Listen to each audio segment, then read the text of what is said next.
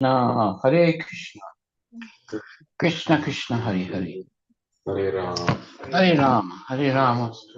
Rama Rama Hare Hare. So today, yes. Hare Krishna. Hare Krishna. Krishna Krishna Hare Hare. Hare Rama. Hare Rama. Rama Rama Hare Hare. Tonight we're hearing from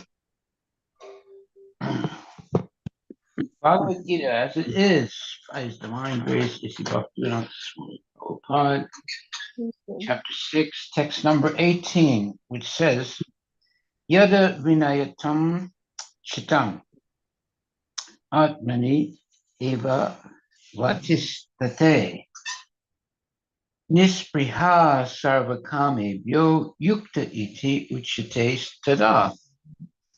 Translation by His Divine Grace, A.C. Bhaktivedanta Swami Srila Prabhupada. When the yogi, by practice of yoga, disciplines his mental activities and becomes situated in transcendence, devoid of all material desires, he is said to be well established in yoga. Purport by His Divine Grace, A.C. Bhaktivedanta Swami Prabhupada. Let me just read that again. When the yogi, by practice of yoga, disciplines his mental activities and becomes situated in transcendence, devoid of all material desires, he is said to be well established in yoga. Well, the key statement there is devoid of all material desires. Purport by His Divine Grace, A.C. Bhaktivedanta Swami Prabhupada. The activities of the yogi are distinguished from those of an ordinary person by his characteristic cessation from all kinds of material desires, of which sex is the chief. A perfect yogi is so well disciplined in the activities of the mind that he can no longer be disturbed by any kind of material desire. This perfectional stage can automatically be attained by persons in Krishna consciousness, as stated in the Srimad Bhagavatam, 9th canto, 4th chapter, verses 18 and 20. Savai mana Krishna padaravindayor vachamsi vaikunta gunanuvarnane. Karo harir mandira marjan adisu shrutim chakar achyuta sat katodaye. Mukunda lingalaya darsane driso tadbritya gacha sparse naga sangamam. Ranam chatat paga saroja sobrave shimat tulasya rasanam tad arpite. Pado hare kshetre padan nusarpane stiro rishikesha pada vivandane kamam chadasya na tu kamayaya yato dhamma sloka janasraya rati. King Ambarisha first of all engaged his mind on the lotus feet of Lord Krishna. Then, one after another, he engaged his words in describing the transcendental qualities of the Lord. His hands in mopping the temple of the Lord, his ears in hearing of the activities of the Lord, his eyes in seeing the transcendental form of the Lord, his body in touching the bodies of the devotees of the Lord, his sense of smell in smelling the scents of the lotus flowers offered to the Lord, his tongue in tasting the tulasi leaf offered at the lotus feet of the Lord, his legs in going to places of pilgrimage and the temple of the Lord, his head in offering obeisances unto the Lord, and his desires in executing the mission of the Lord. All these transcendental activities are quite befitting a pure devotee. The transcendental stage, this transcendental stage may be expressible subjectively by the followers of the impersonalist path, but it becomes very easy and practical for a person in Krishna consciousness, as is apparent in the above description of the engagements of Maharaj Ambarisha. Unless the mind is fixed on the lotus feet of the Lord by constant remembrance, such transcendental engagements are not practical in the devotional service of the Lord.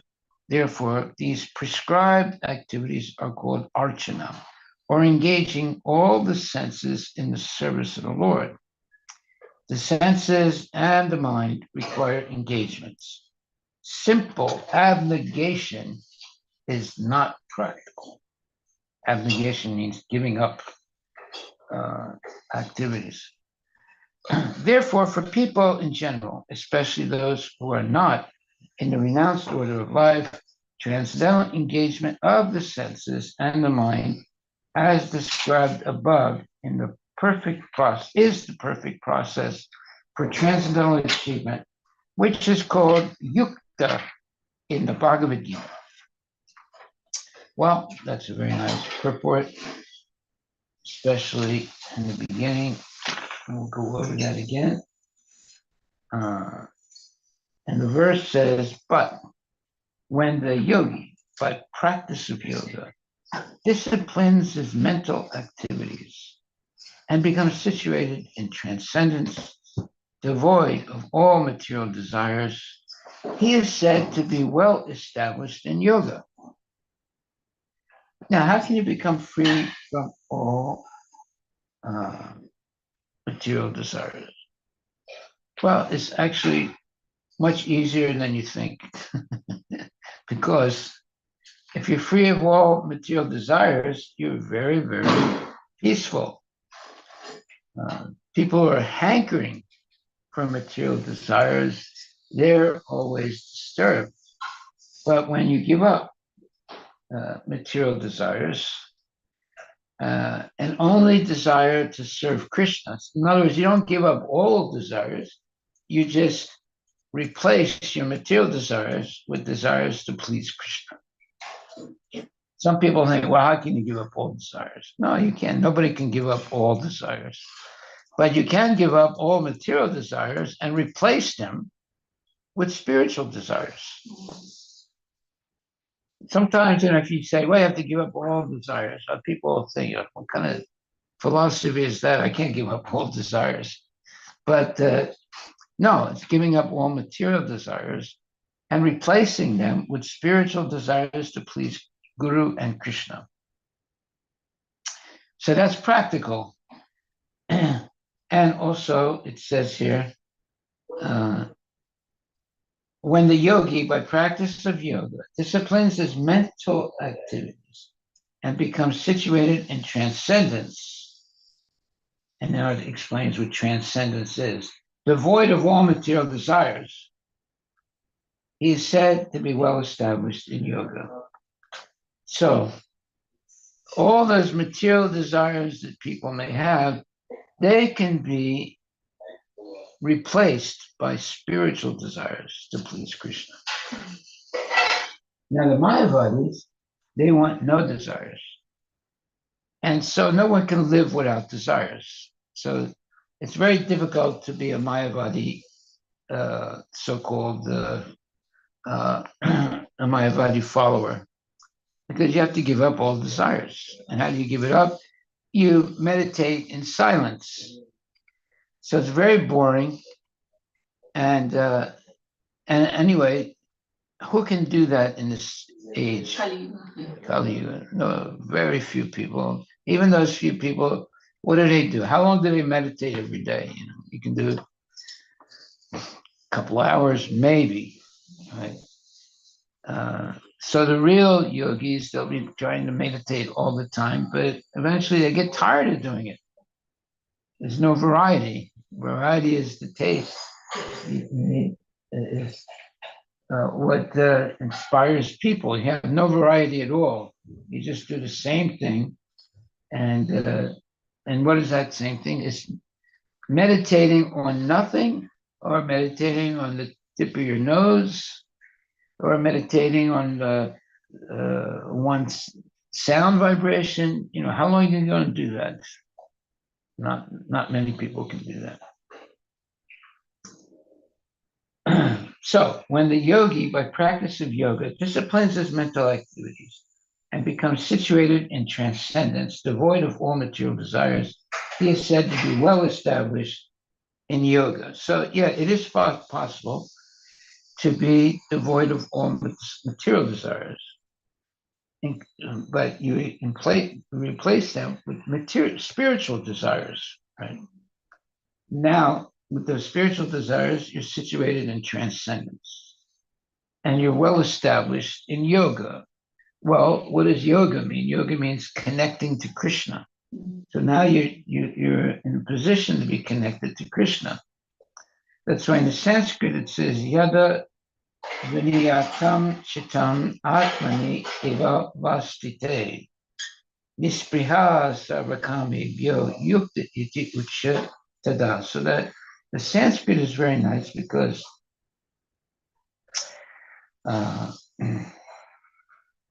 nispriha is a very beautiful word in Sanskrit. It means devoid of material desires. Yeah. And kamebhya means material sense gratification. So when you're free from all material desires and all material sense gratification, then yukta, you're well situated in yoga. All right. So there's Srimad Bhagavatam, 9th chapter, 9th canto, 4th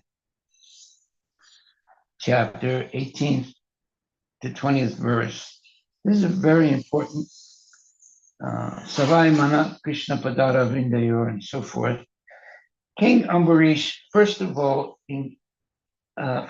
engaged his mind on the lotus feet of Lord Krishna. Yeah, we always, by meditation, you begin with the lotus feet of Krishna. Right? Then, one after another, he engaged his words in describing the transcendental qualities of the Lord. Yeah, so he's merciful, he's knowledgeable, and so forth. His hands in mopping the temple of the Lord, his ears in hearing of the activities of the Lord, his eyes in seeing the transcendental forms of the Lord, his body in touching the bodies of the devotees, his sense of smell in smelling the scents of the lotus flowers offered to the Lord, his tongue in tasting the tulsi leaf offered at the lotus feet of the Lord, his legs in going to places of pilgrimage and the temple of the Lord, his head in offering obeisances unto the Lord, and his desires in executing the mission of the Lord. All these transcendental activities are quite befitting a pure devotee. So that explains the culture of a pure devotee. In other words, he has no time for nonsense. There's no time for mundane activities. He's completely engaged in these spiritual activities. Mopping the temple of the Lord, hearing the activities of the Lord, seeing the transcendental forms of the Lord, and his sense of smell and smelling the scents of the lotus flowers offered to the Lord, his tongue in tasting the tulsi leaf offered at the lotus feet of the Lord, his legs in going to places of pilgrimage and the temple of the Lord, his head in offering obeisances unto the Lord, and his desires in executing the mission of the Lord. All these transcendental activities are quite befitting a pure devotee. Okay. This transcendental stage may be inexpressible subjectively by followers of the impersonalist path. Right. So Mayavadis or impersonalists, they can't understand these things. But it becomes very easy and practical for a person in Krishna consciousness, as is apparent in the above description of the engagements of Maharaj Ambarisha. Unless the mind is fixed on the lotus feet of the Lord by constant remembrance, such transcendental engagements are not practical. In the devotional service of the Lord, therefore, these prescribed activities are called archana, or engaging all the senses in the service of the Lord. That's called archana. The senses and the mind require engagements. Simple abnegation is not practical. Abnegation means giving up services, giving up everything. It's not practical. Therefore, for people in general, especially those who are not in the renounced order of life, transcendental engagement of the senses and the mind, as described above, is the perfect process for transcendental achievement, which is called yukta in the Bhagavad Gita. Well, yukta means this is the way to connect to Krishna. Okay, it's a very nice verse, very nice purport. And any questions? So, Maharaj, you made a statement that how can you be free of material desires? By replacing them with the desires to please Krishna, you will be free from material desires. Yeah. You can never be desireless. You should always be happy. Nobody can be desireless. How can they not? You can try to be desireless. But the desires keep coming. Yeah. So the best way is to always have spiritual desires. Replace as many material desires with spiritual. Yes. Yeah. If you give up desire, you're like dead. But you can replace your material desires with spiritual desires. Desire is intrinsic to the soul. Yeah. Try it. Try and be desireless. We'll see. It won't last very long. 1 second. Hare Krishna, Lata, Hare Krishna, How are you, Prabhu? Okay.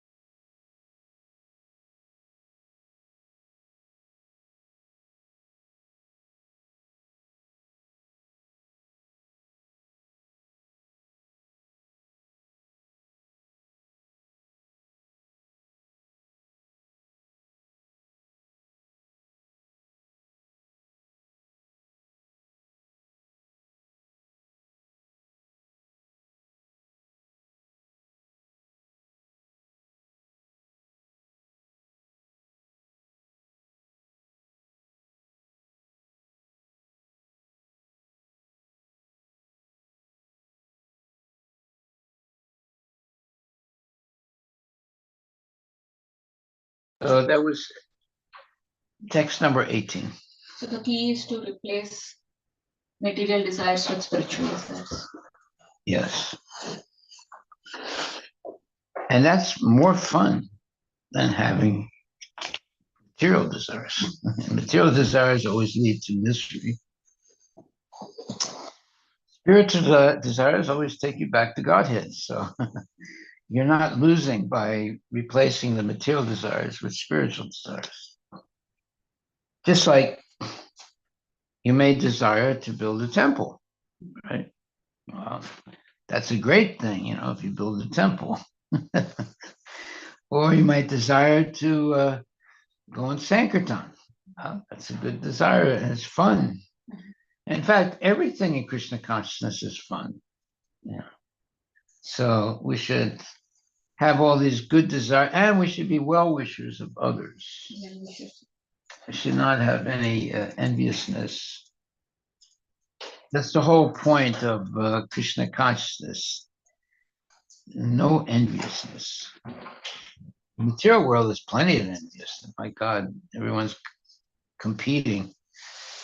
But devotees should be without enviousness. They should always be well-wishers. Then you don't get angry. Then you're not upset. And you can focus completely on Krishna without your mind going here and there because of anger or envy or whatever. Okay, so that's why it says here, and we should take this as the main statement here. The senses and the mind require engagements.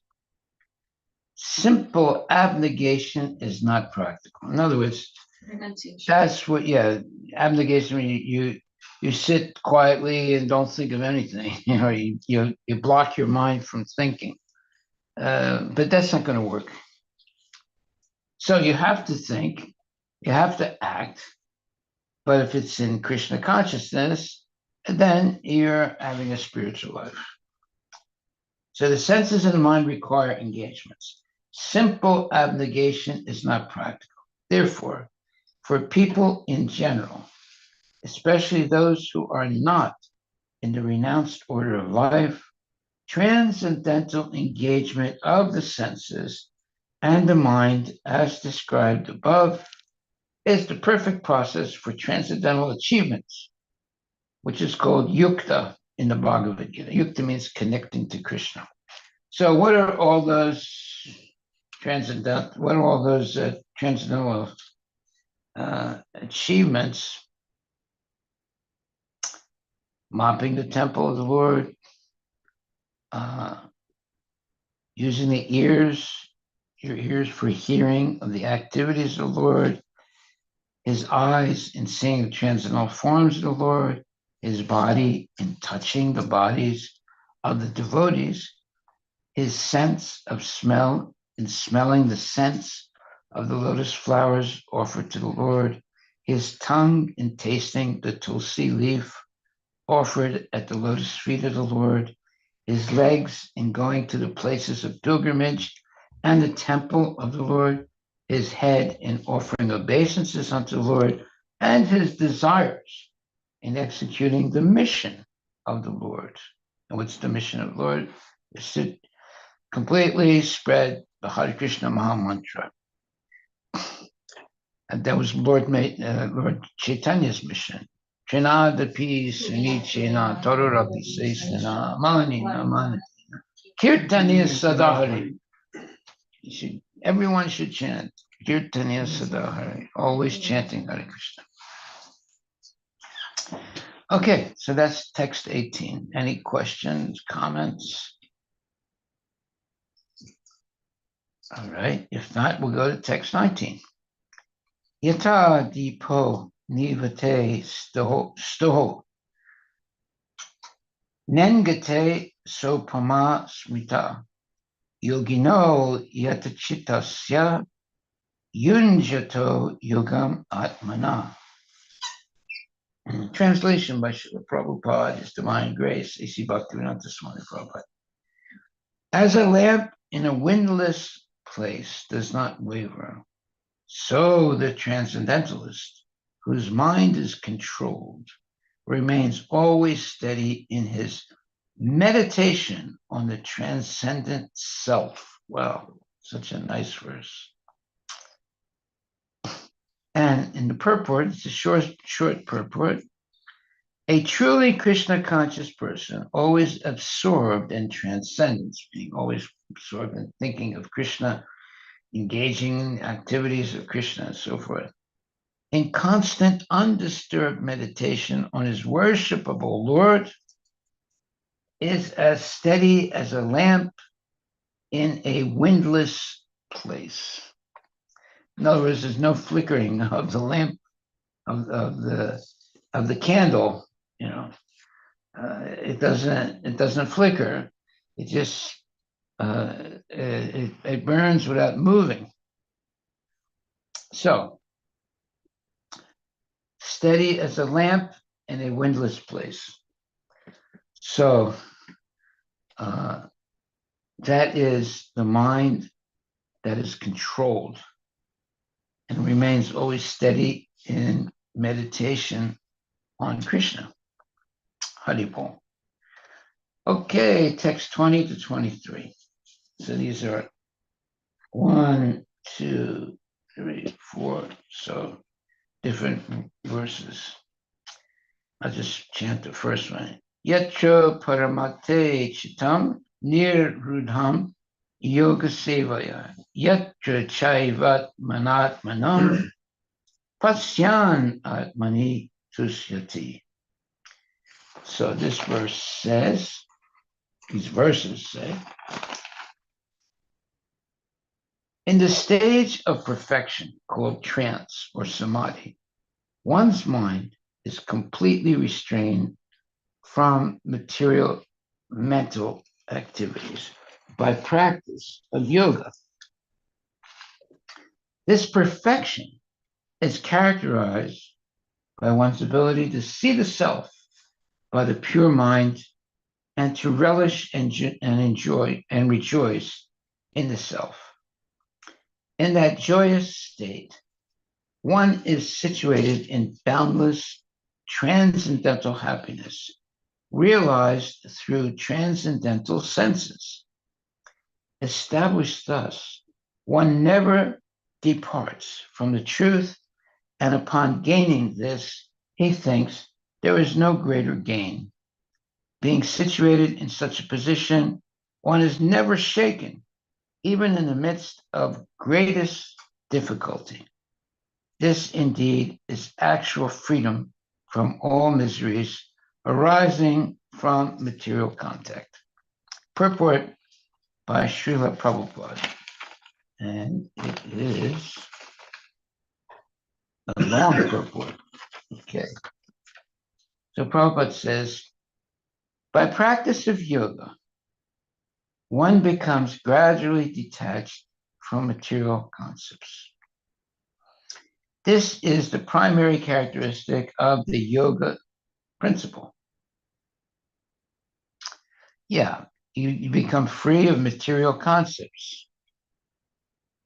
How is that? You replace those material concepts with spiritual concepts. This is the primary characteristic of the yoga principle. And after this, one becomes situated in trance or samadhi. That means now you're always thinking of Krishna and how to please Krishna and how to serve Krishna and how to help others also see Krishna and serve Krishna. Okay, so therefore, after this, one becomes situated in trance or samadhi, which means that the yogi realizes the super soul through transcendental mind and intelligence without any of the misgivings of identifying the self with the super self. In other words, we never think that we are God, we're Krishna. We know that we're always subordinate to the Lord. All right, so then it says, yoga practice is more or less based on the principles of the Patanjali system. Some unauthorized commentators try to identify the individual soul with the super soul, and the monists or Mayavadis think this is to be liberation. But they do not understand the real purpose of the Patanjali system of yoga. There is an acceptance of transcendental pleasure in the Patanjali system. But the monists, meaning the Mayavadis, do not accept this transcendental pleasure out of fear of jeopardizing the theory of oneness. See, they think, well, the Mayavadis, and there's a lot of Mayavadis, they think that there's only one person. It's called Brahman. And the perfection of human life is to give up our individuality, which they think is false, so that we can merge into the Brahman. And that's the whole Mayavad philosophy, merging into Brahman. But that's like suicide. You have to deny your individuality to do that. So it's not really fun, to say. And but that is their, as it says here, but the monists do not accept this transcendental pleasure out of fear of jeopardizing the theory of oneness. The duality of knowledge and knower is not accepted by the non-dualists. But in this verse, transcendental pleasure, realized through transcendental senses, is accepted. And this is corroborated by Patanjali Muni, the famous exponent of the yoga system. Yeah, so anyone who is a Mayavadi, I don't know if any of you have ever gone to Mayavadi, temples, but you won't see anything. There's no deities. They're just meditating. Meditate. Yeah. So, Maharaj, I just want to share because Yeah. this is very relevant. Like last week, I had a discussion with one of my colleague, and then With who? colleague in the office. Yeah. So I was just on the lunch hour, we were just discussing somehow that topic. So she's showing Somehow you had a spiritual topic. Yeah, so she said she got initiated. By so who? By which demon? Yeah. So they call it as a, what is the so they call Kriya Yoga. No, okay. Okay, Kriya Yoga. Yeah. So she said we got initiated, husband and myself, in the Kriya Yoga. I mean, she knows that I'm following ISKCON and all those things. So for a long time. But then she was just saying that I also got initiated in Kriya Yoga. Now, where did you get this? Like, who inspired you? All this? And no, my parents were like, always do this meditation and all. So we got into this. So they got initiated. There is like a Paramahansa Yogananda, I think. Yeah. Okay. Yeah. So that, what is your lineage? Yeah. So then, we have like this, like Baba, something like 434 people told me. And then there's got Paramahansa Yogananda. There's a book in My Life of Yogi and all those things. Right. And then she was saying that, what is the purpose? What is your goal? And She asked you? No, I asked her. Oh, like, okay, because I can. It's very sensitive topic. When somebody is saying that I'm initiated, I can't say, okay, what are you doing? It's like, so sorry. She said that what is her goal? Yeah, I asked her what's her goal. She Okay. said that she's like I want to be self-realization, and they're doing this meditation, and also they have program we need to follow. Now, what do you guys do as part of initiation? So do you get any name change or no, only no name change, but they give some program like sadhana, which they need to follow every day rigorously.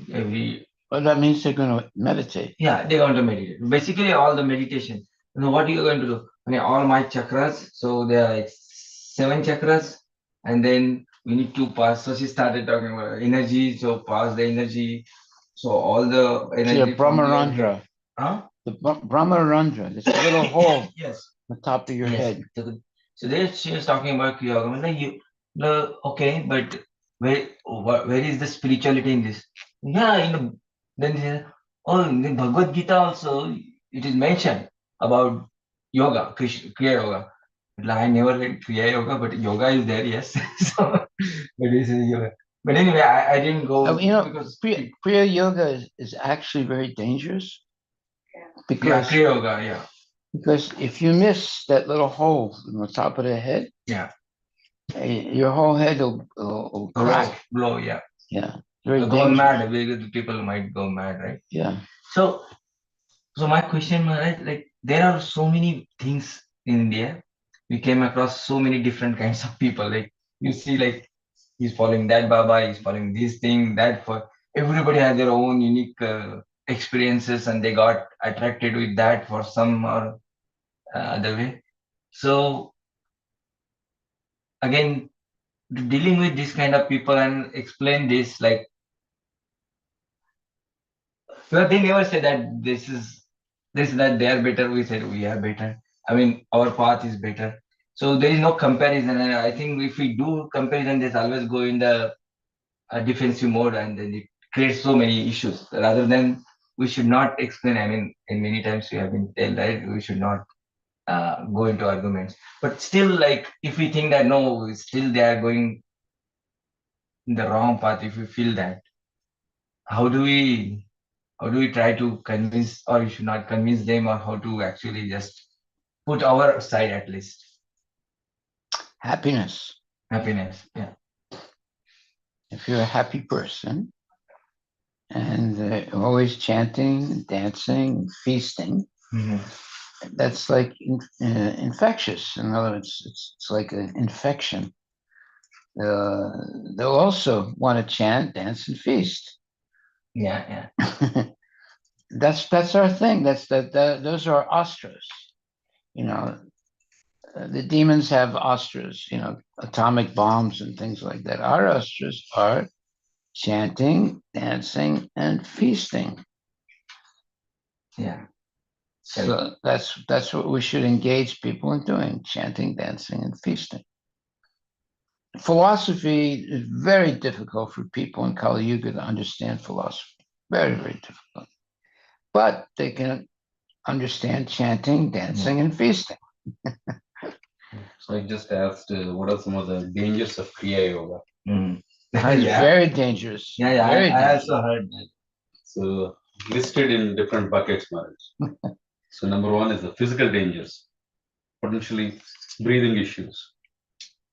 Okay, intense breath control without proper training could lead to hyperventilation, dizziness, and even fainting. Nervous system imbalance. Overuse of Kriya techniques can overstimulate the nervous system, leading to restlessness, anxiety, or insomnia. Heart and blood pressure problems.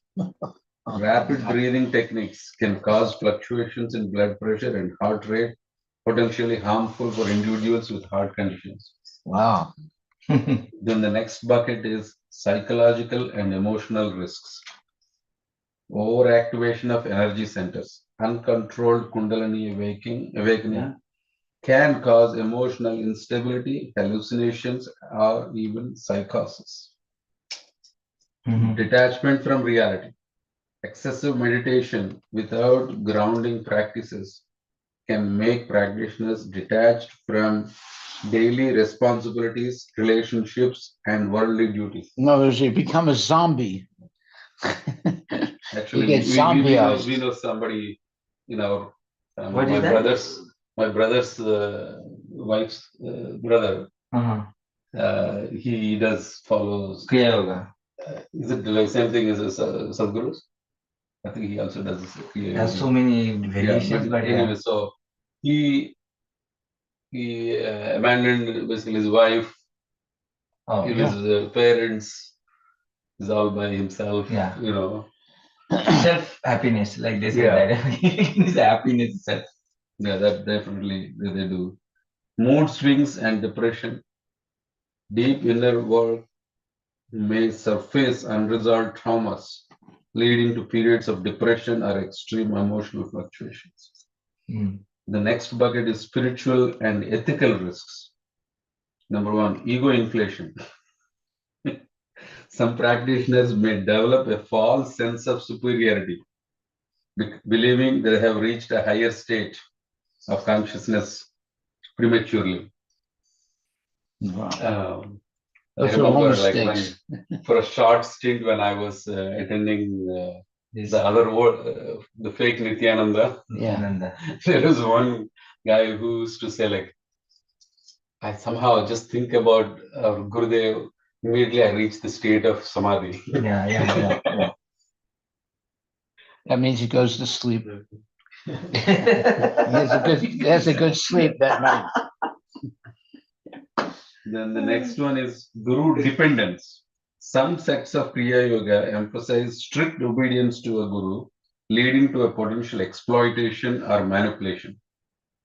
This also we have seen in that particular group.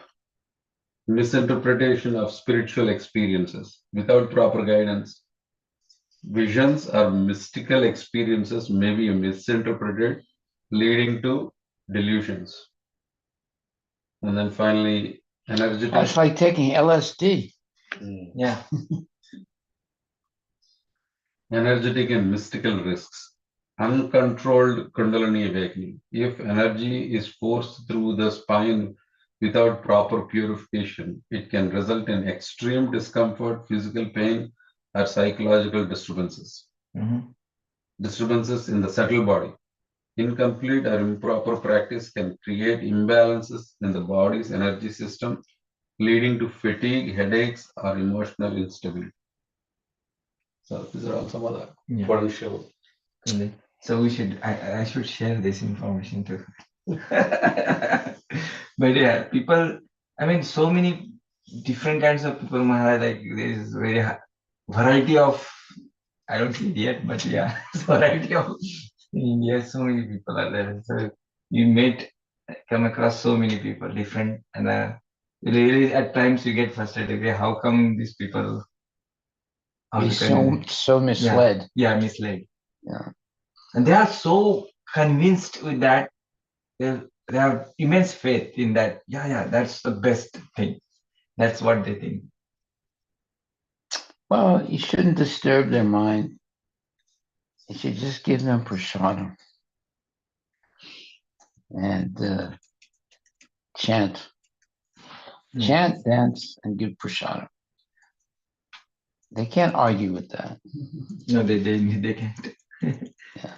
But then they will give the support of. I said, okay, Bhagavad Gita, but where is the Kriya Yoga is mentioned? I mean, yoga is there, but Prabhupada has totally yoga into also like Bhakti Yoga. But still, they call it a Raj Yoga. So this is called a Kriya Yoga. It's Raj Yoga mentioned. That means studying the Shastra. Yeah, in Bhagavad Gita, it's Raj Yoga, they said. Yeah. Well, look, everyone is going to be tested. Yeah. Some people are going to be attracted by the nonsense yoga that's being taught. But someone who's sincere and who has prayed to God, please help me, I'm lost, please help me, then Krishna will direct such a person to devotees. But the nonsense people, Krishna direct them to nonsense people. You see. I remember at one point in my life, I was praying to God, please, help me. I want to know, what is the truth. That's when I met devotees. It happened almost immediately after I started thinking like that and praying. So, but if a person is a cheater, then they're always attracted to cheaters. Frauds, false gurus. Mm-hmm. Yeah. So that's their misfortune. Right. There was one guru who had his disciples build a a rope, a big ship with concrete. Hmm. And then when it was finished, they they all got into the big boat, and then it was put into the water and it sunk and they all died. So they went to Yamaraj and they were shocked. And they said, "What's going on here? What's going on? We were always sincere and following our guru." And Yamaraj said, "Yeah, well, you followed them. You followed them here."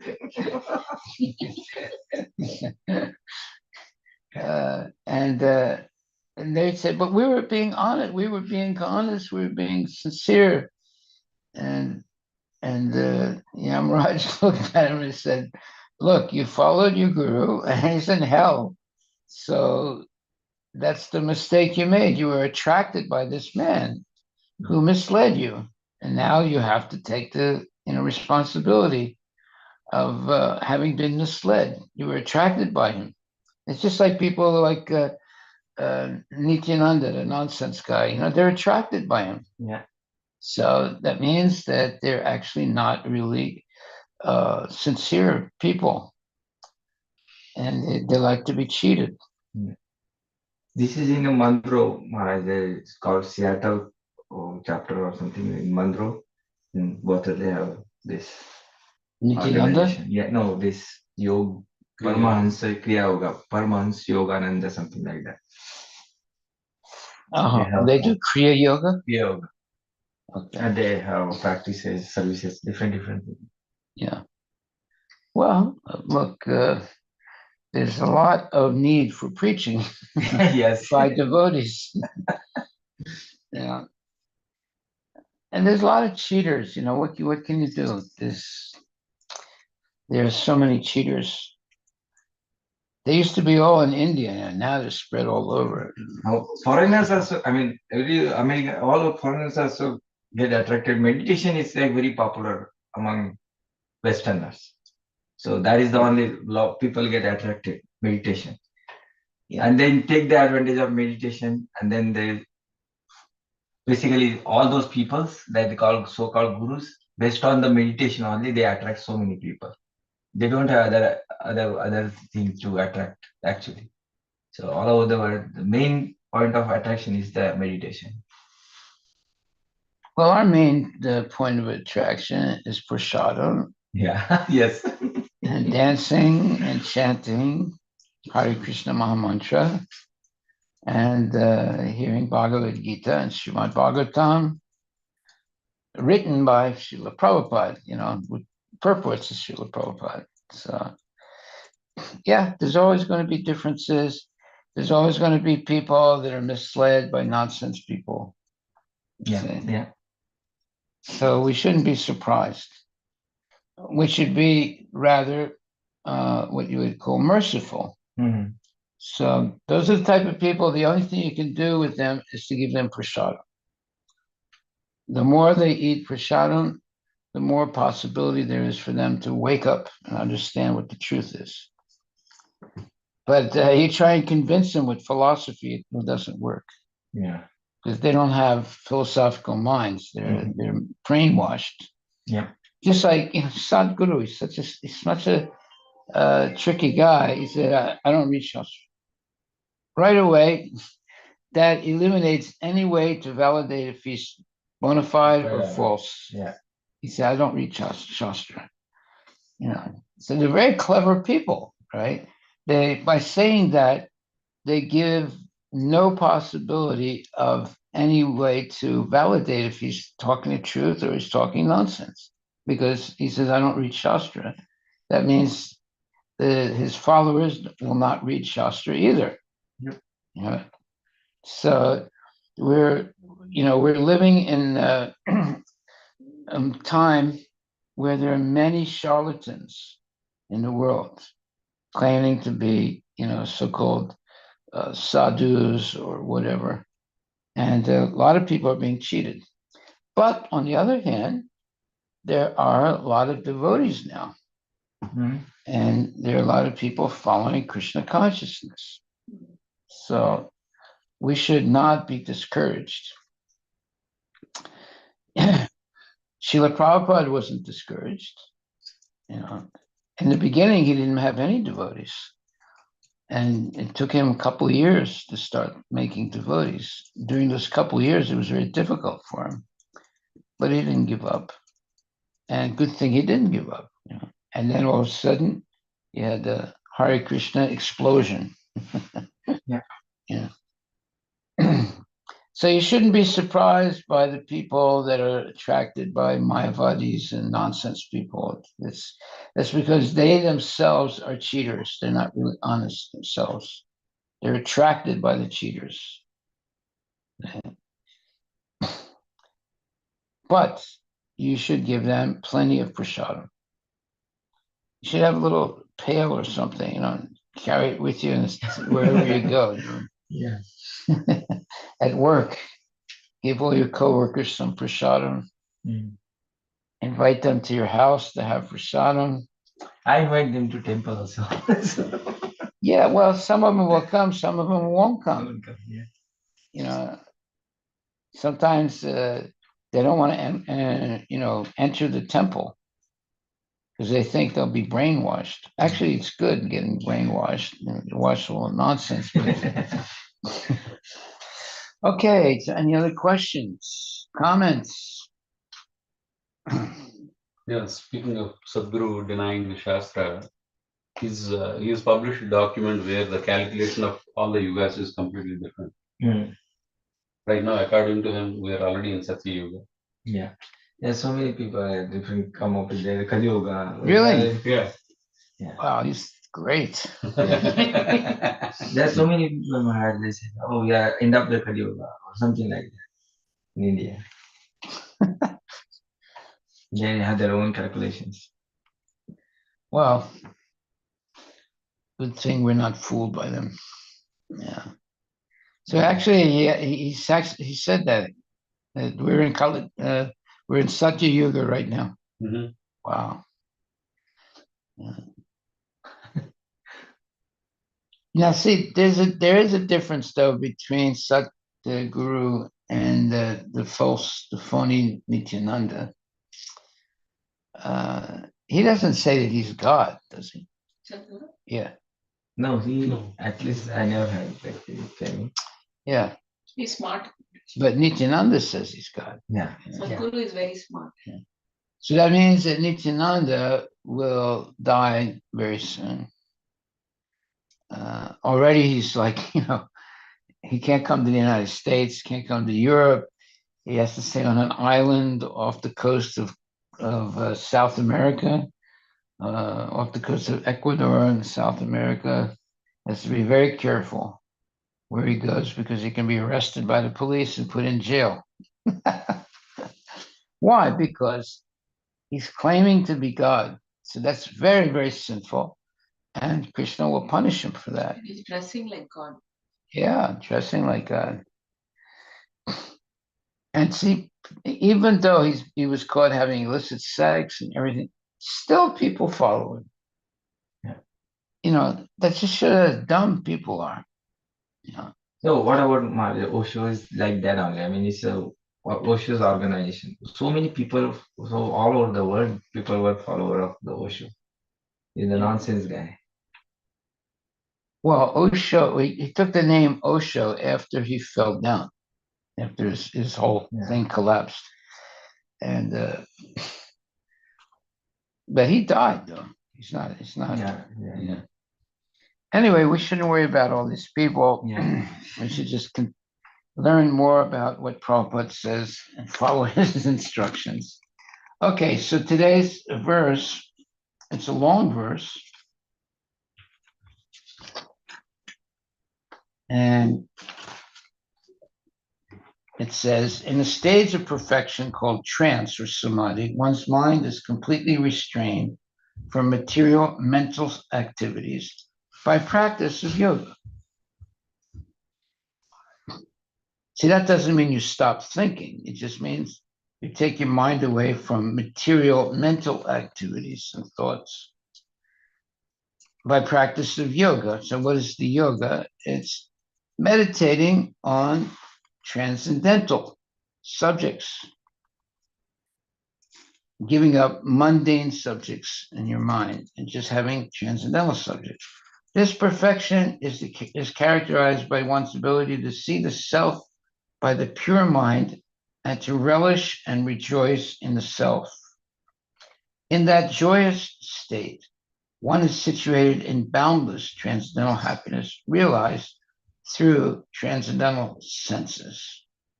So when it says knowing the self with the pure mind, that means you understand you have an eternal soul.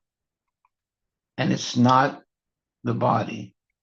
The soul is different than the body.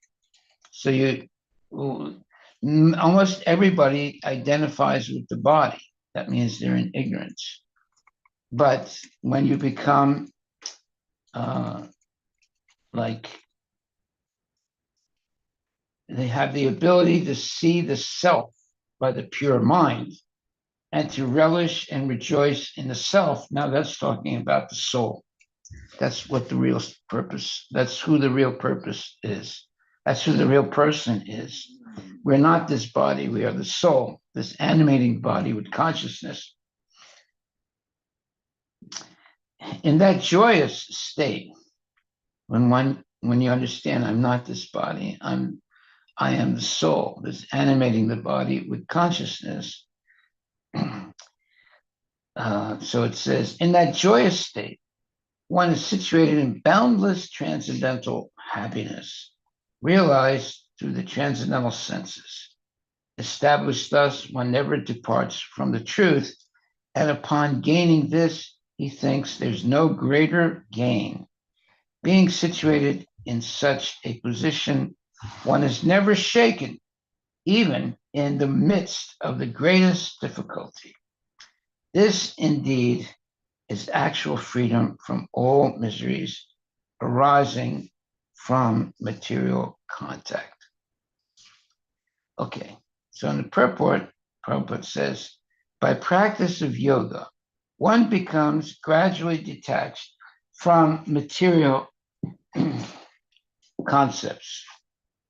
This is the primary characteristic of the yoga principle. And after this, one becomes situated in trance or samadhi, which means that the yogi realizes the super soul, which is in the heart of every living entity, through transcendental mind and intelligence, without any of the misgivings of identifying the self with the super soul. In other words, you don't believe you're God. You understand that there is a super soul in your body, in my body, in everybody's body, and that's Krishna as Paramatma in the heart of every living entity, not only human beings, but the ants and the birds and so forth. So yoga practice is more or less based on the principles of the Patanjali system. Some unauthorized commentators try to identify the individual soul with the super soul. And the monists think this is to be liberation. But they do not understand the real purpose of the Patanjali system of yoga. There is an acceptance of transcendental pleasure in the Patanjali system, but the monists do not accept this transcendental pleasure out of fear of jeopardizing the theory of oneness.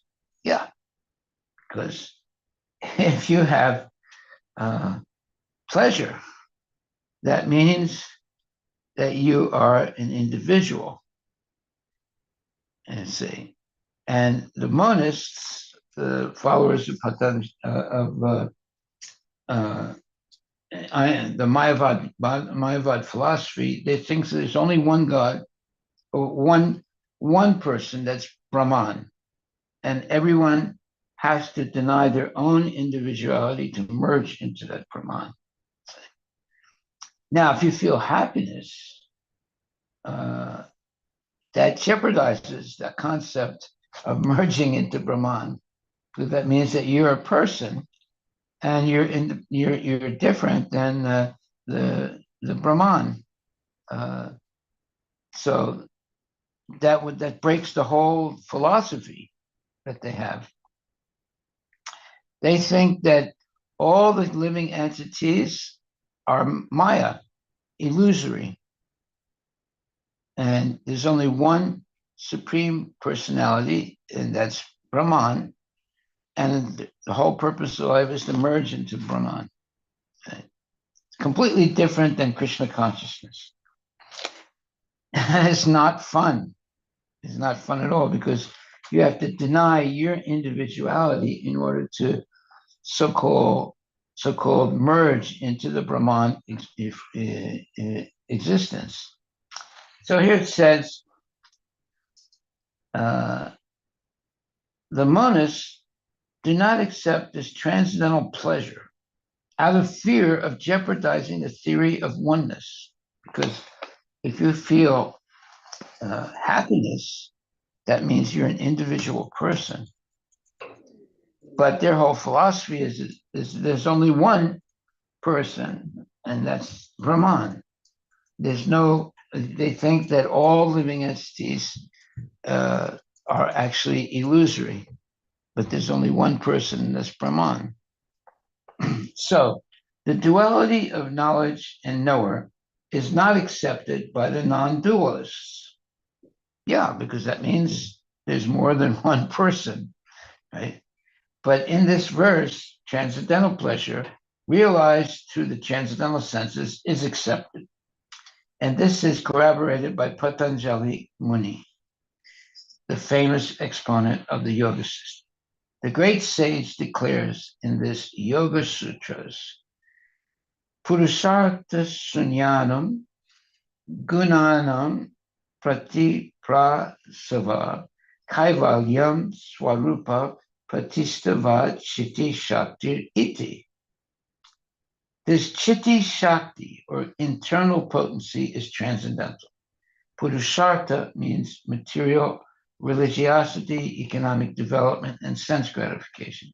And at the end, the attempt to become one with the Supreme. This oneness with the Supreme is called Kaivalyam by the monists. But according to Patanjali, this Kaivalyam is an internal or transcendental potency by which the living entity becomes aware of his constitutional position. In the words of Lord Chaitanya, this state of affairs is called Chetu Darpana Marjanam, where you're cleansed of misconceptions, or clearance of the impure mirror of the mind. This clearance is actual liberation, or Bhava Mahadavagni Nirvapanam. The theory of nirvana, also preliminary, corresponds with this principle. In the Bhagavatam, this is called Swarupena Vyavastiti. The Bhagavad Gita also confirms this situation in this verse. After nirvana, or material cessation, there is the manifestation of spiritual activities or devotional service to the Lord, known as Krishna consciousness. In the words of the Bhagavatam, Swarupena Vyavastiti, this is the real life of the living entity. Maya, or illusion, is the condition of spiritual life contaminated by material infection. Liberation from this material infection does not mean destruction of the original eternal position of the living entity.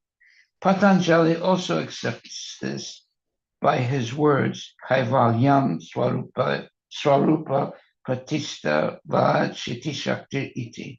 This Chitti Shakti, or transcendental pleasure, is real life. This is confirmed in the Vedanta Sutra 1.1.12 as Anandamaya Vyasat.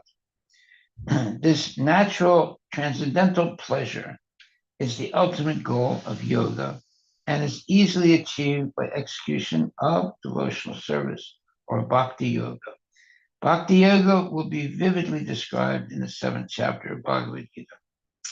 So you see, what's being explained here, basically, especially this verse that they quote, Purushartha Sunyanam Gunanam Pratipa Vasava Kaivalyam Swarupa Patistava Chitti Shakti Iti. This Chitti Shakti means the internal potency, which is transcendental. So when you get transcendental realization and you become very, very happy and dedicated to Krishna, now you're having the real purpose of human birth, that is to experience your relationship with Krishna and acting in that relationship, and no longer any doubts, and therefore being always engaged in devotional service. So then you're happy. See? That's what this mantra is. Purushartha Sunyanam Gunanam Pratipra Vasava Kaivalyam Swarupa Pratistava Chitti Shakti Iti. This Chitti Shakti means the internal potency, which is transcendental. So we all have that internal potency of Chitti Shakti, and which is transcendental because it's our soul. And our soul is transcendental. It's not part of the body. It's independent of the body. But right now, the body is covering our soul. When we become completely purified, then our spiritual body is revealed to us. And therefore, there's no more doubts or any misgivings in life, and we become liberated.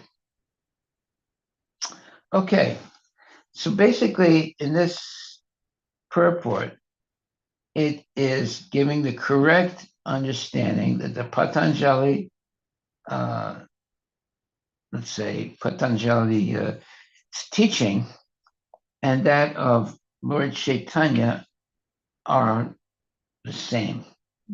Although many people would not understand it like that.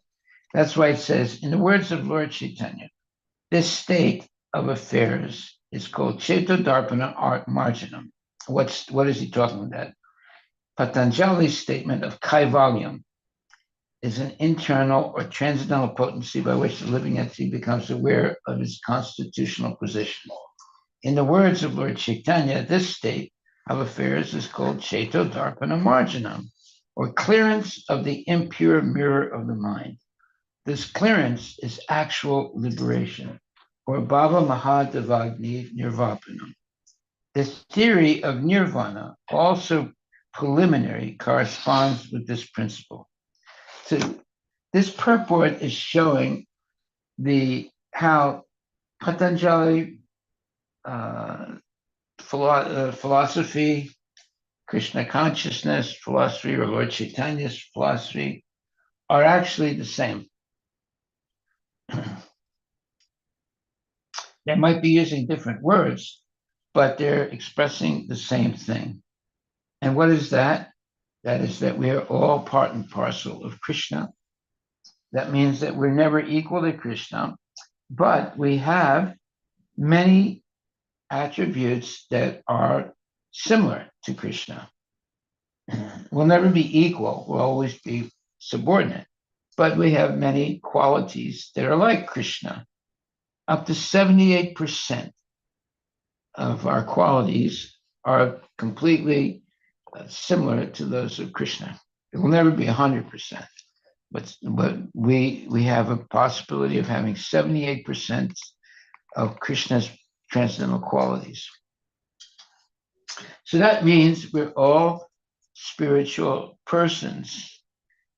And when we get free of Maya, then we begin to manifest all those qualities.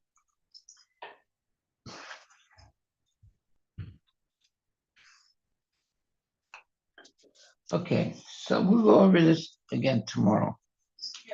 because I wasn't able to finish it.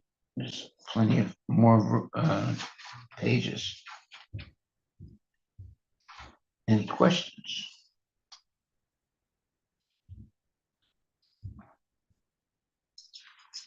So basically, there's no difference between Patanjali's yoga practices and Lord Chaitanya's chanting of Hare Krishna. Harivilas. Yeah. The All right. So when you say they're different, this is because What? when we are saying that there is no difference, but difference is the way of practicing, but ultimate goal is same. Yes. That, Yes. but their goal is Maharaj merging, like Patanjali Who? Yoga. The ultimate is, I think they want to merge into, because there are Yama, Niyama, and then This one? so there are 8 stages, right, for Patanjali Yoga. Yeah. Yama, Niyama, Asana, Ahar, Pratyahar. Yeah, whatever. but the highest is samadhi. Samadhi. But samadhi is what? Isn't it to merge into? No, it means that you connect completely with the Lord. Focused on You God. become a devotee of the Lord. Completely focused on God. Yeah. Yeah. So what the problem is that you're being influenced by the Mayavadi's misconception of samadhi. Yeah. That's the problem. They use the same words, but they have different understandings. Now we're hearing the correct understanding. Now, So I was just searching, so I said samadhi is self-realization, a state of deep absorption and unity. So that's an incomplete definition of samadhi. Samadhi means that you understand your relationship with Krishna and you're no longer confused. You know that you are the eternal servant of the Lord and you're engaged in devotional service eternally.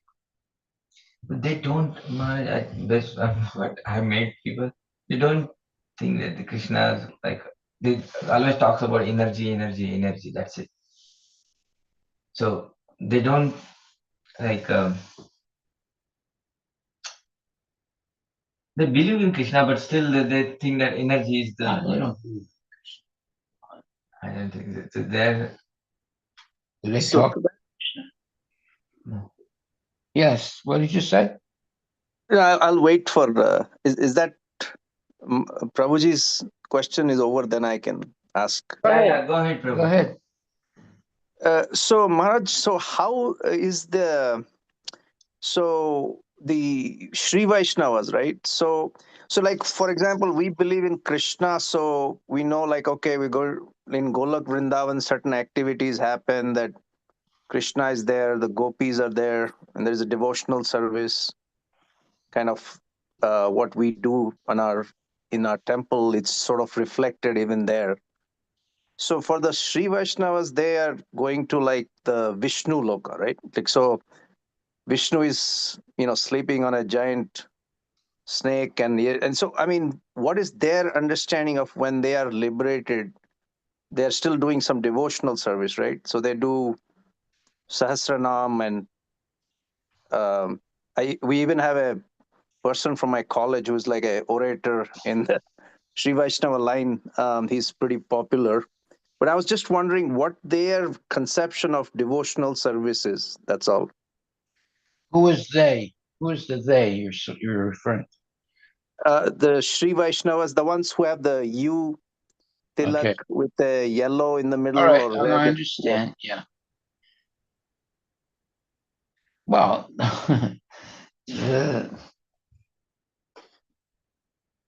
what do you want to know about the Sri Vaishnavas? So is there devotional, like the relationship? What is their conception? Like ours is with Krishna. We are serving like Pada Sevanam, Shravanam. We have those 7 processes or 9 processes, actually. Sorry. So is there something similar in their line? Like that they follow in terms of devotional service? Well, they look, to tell the truth, they are incomplete in their understanding of Krishna. They don't believe Krishna is the ultimate supreme personality of Godhead. Narayana. Yeah, they talk about Narayana. So, in other words, they are Vaishnavas, but their philosophy is not complete. And by the way, they don't even preach to people. Yeah, they don't. They only preach to their family members like that, but their children, but they don't go out and preach to other people. So they have a very strange, what you would call incomplete system of preaching. They're only interested with Sri Vaishnavas. They're not interested in outside people. I see. Whereas Prabhupada, he spread the Krishna consciousness to everyone. He was not what you would call Biased. all right, biased, exclusiveness. He was preaching to everyone, white people, black people. He went to Africa, preached in Africa, Russia. Russia. Yeah. Do any of the Sri Vaishnavas do that? No. And he made black devotees. He made all kinds of people devotees. Yeah. They don't want to spread it. They don't teach like ISKCON teaches people, other people. Yeah. They like just own groupism kind of thing. Yeah. So I learned my lesson when the last time I was in India, and I went to the ashram of what's his name?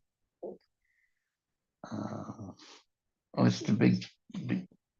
Shivaji. Yeah, I went to his ashram, and first of all, he's built this gigantic deity of huh? Ramanujacharya. Yeah, Statue of- that right there is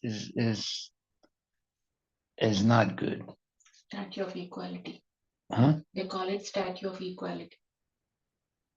Yeah, but it's a statue of who? Ramanujacharya. Yeah, Ramanujacharya. It's open to rain, cold, heat. You're not supposed to make a deity in open like that. That's not good. Because if you don't believe that the deity is actually a living thing, then yeah, you can put it outside, and let birds pass stool on it and so forth. But if you understand that the deity is a living person, you never leave the deity out in the open. Never. So I was really surprised when I saw that, and I mentioned it to what's our friend, one of the Sri Vaishnavas here. I said, look, you don't do that. You don't put the deity outside all year round. He said, well, no, it's okay. He tried to say something, but no, I told him, look, you don't leave a deity outside like that. It's not it's not worshiping correctly. The deity is never left outside, right? It's always protected. Anyway, see, this is the problem when you have, just like, you have Nityananda, and he's basically disregarding all the proper ways of worshiping and serving, right? Now, even the Shiva Vaishnavas, they make certain mistakes, like having deity outside. That's a mistake.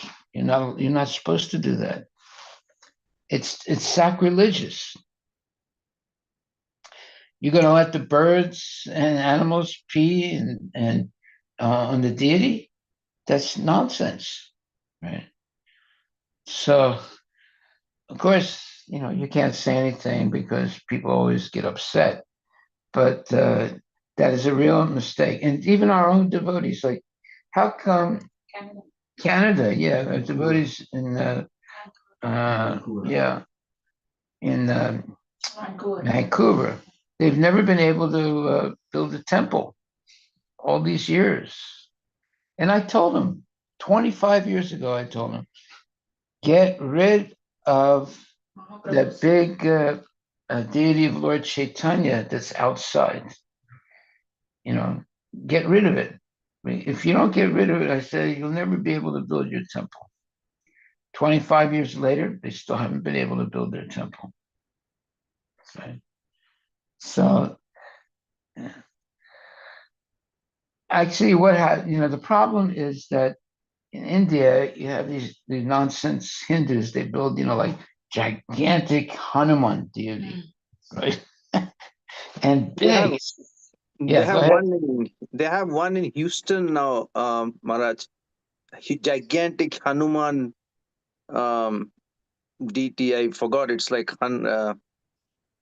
something 160 feet tall or something like that. I took pictures of it when I was there, but it's out Right. in the open. It's made out of parts from China.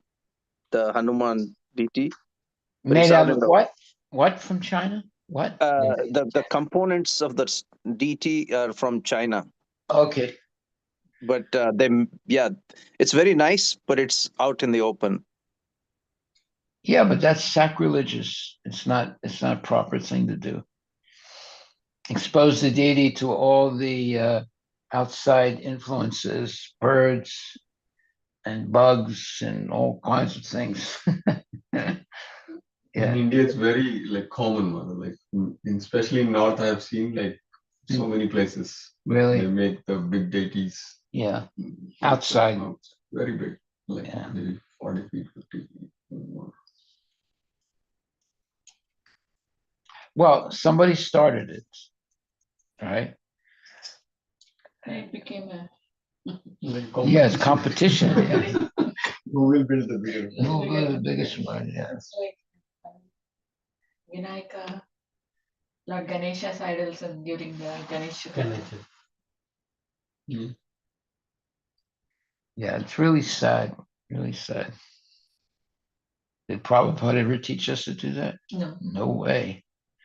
Did the Vaishnavas teach us? No. That's why I don't understand, in traditional Vaishnavism, there was never putting a deity outside. And if you read Vaishnava history, you're not going to see anyone that put the deity outside. But yet now, G.R. Swami, he's put a gigantic deity outside, in his big ashram, where did they get that? They're following the nonsense people by doing that. They think that, by making a big deity outside, more people will come or something. But it's just sacrilegious. It's not the right thing to do. That's what's scary about, modern Shiva Vaishnavas. They're actually deviating from their own acharyas. Which one of the Vaishnava acharyas built a big deity and put it outside? You tell me. Right. You're not going to find it in Vaishnava history. But yet, someone made that decision. Why? Because the Mayavadis did it. The Mayavadis put these big so-called deities of Hanuman outside. Right?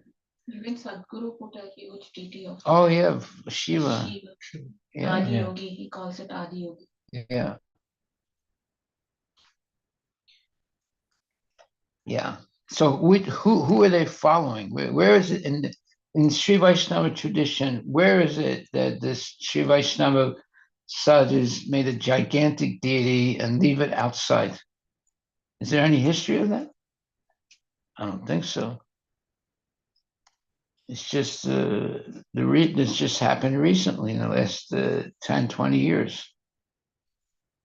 And who are they imitating? They are imitating the nonsense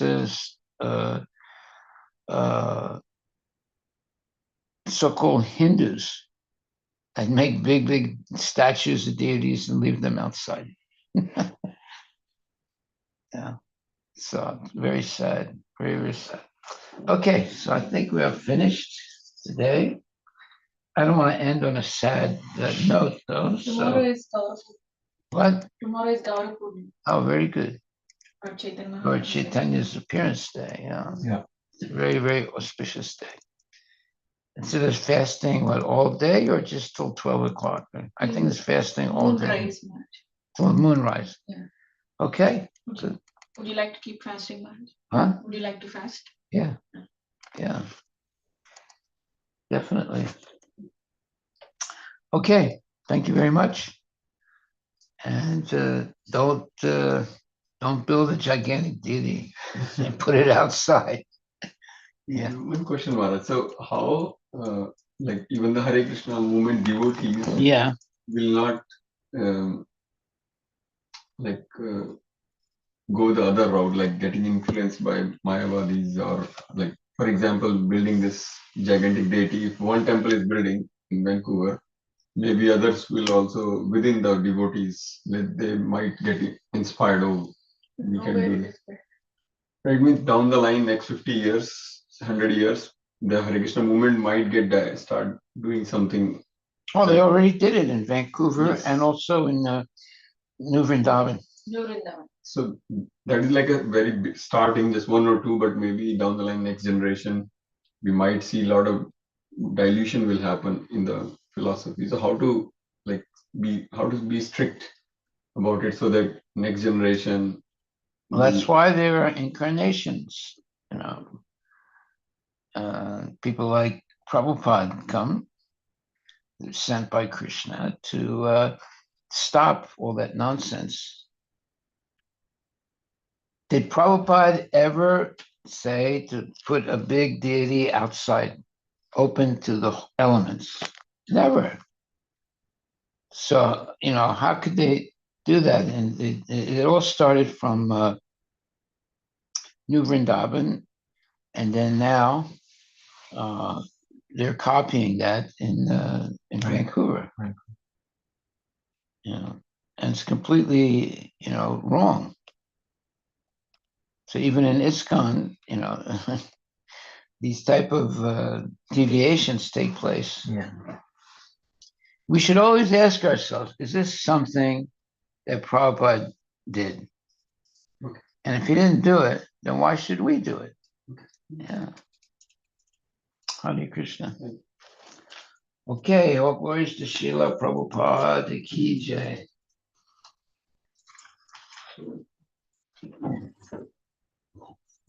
So, I'm feeling very hungry. Okay. Yeah.